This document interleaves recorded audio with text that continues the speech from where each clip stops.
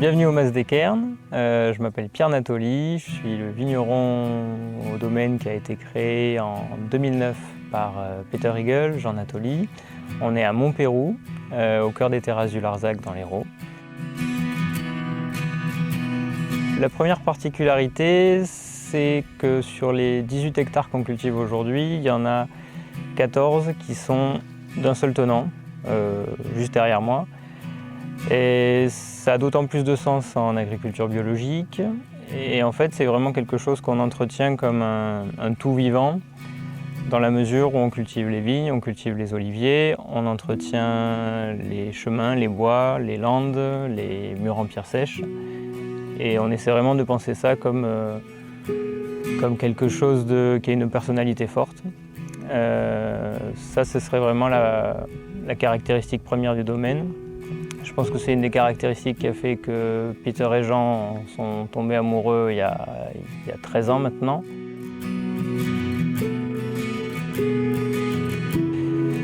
La deuxième particularité, c'est la proportion de Carignan dans l'encépagement. Je pense qu'on est un des domaines du coin avec le plus de Carignan. On a des vieilles parcelles de plus de 50 ans, on a des jeunes parcelles qu'on a replantées il y a 3-4 ans de ce cépage-là, qu'on aime beaucoup, qui se plaît bien sur les marnes, les argilo-calcaires, un peu plus en hauteur, les marnes en bas, les marnes jaunes, les marnes bleues. Une dernière particularité, c'est quelque chose de plus récent. On a planté tous les cépages autochtones qui nous manquaient pour avoir 100% de l'encépagement des terrasses du Larzac de l'appellation. Donc en fait, on a une parcelle avec du terré, de la counoise, du morastel, du liédonneur pelu. Et je pense qu'on est le seul domaine du coin à avoir ça, évidemment combiné aux cépages plus classiques de l'appellation, que sont Carignan, Mourvèdre, Grenache, Cinsault et Syrah. Le bio, c'était une évidence dès la création du domaine pour Peter Higel, pour Jean. Donc dès 2009, dès l'achat du domaine, la conversion au bio a été amorcée. Donc premier millésime certifié, c'est 2012. Et c'était déjà une évidence éthique et environnementale à l'époque. C'est d'autant plus vrai aujourd'hui, tout simplement. Et je travaille avec mon père Jean Natoli, qui est œnologue, et qui amorce sa 40e campagne de vinification. Moi, c'est ma 10e. Donc il a forcément plus d'expérience et une approche plus technique que moi. Et moi, j'ai un peu plus l'approche terrain. Et en tout cas, on prend toutes les décisions importantes ensemble, de la production à la commercialisation.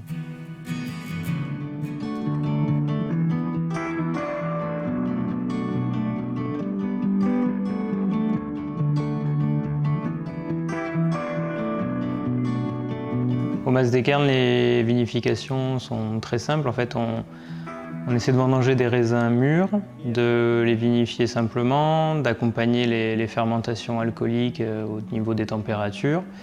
Les raisins qui ont le plus de potentiel de garde vont partir en élevage pour au moins 12 mois, que ce soit en cuve inox, en cuve béton ou en pièces bourguignonnes, en barrique.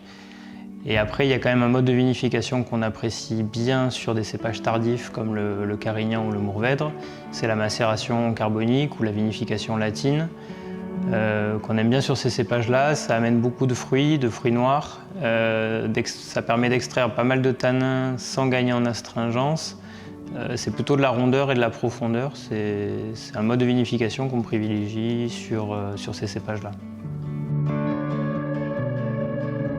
Un des projets qu'on aimerait mener à bien petit à petit, ce serait d'arriver à décaler dans le temps la commercialisation des grandes cuvées, donc la Villa Romaine, le Cairn, pour pouvoir les proposer à nos clients à un âge de dégustation qui soit plus idéal. Donc le but, c'est petit à petit d'en conserver plus longtemps. Donc l'idée de commercialiser un 2018, pas avant un 2021, etc. etc. Un de nos cépages préférés, c'est peut-être le Cinsault. C'est un cépage qu'on apprécie parce qu'il est très malléable. Il a la peau assez fine, il a assez peu de couleurs, mais en fait on peut le travailler en rosé, on peut le travailler en rouge léger, on peut le travailler en rouge de garde.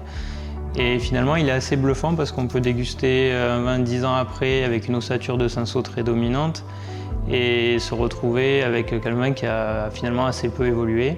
C'est vraiment un cépage séduisant, pas forcément hyper démonstratif au départ, mais qui a beaucoup de charme.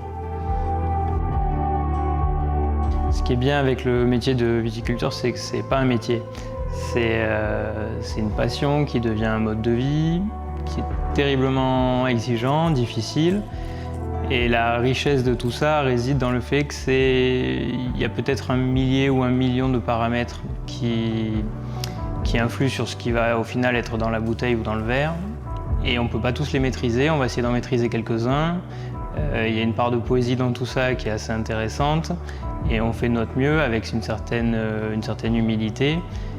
Et au final, voilà, c'est tous ces paramètres qui font la richesse de ce métier et qui font que c'est un choix de vie que j'ai fait.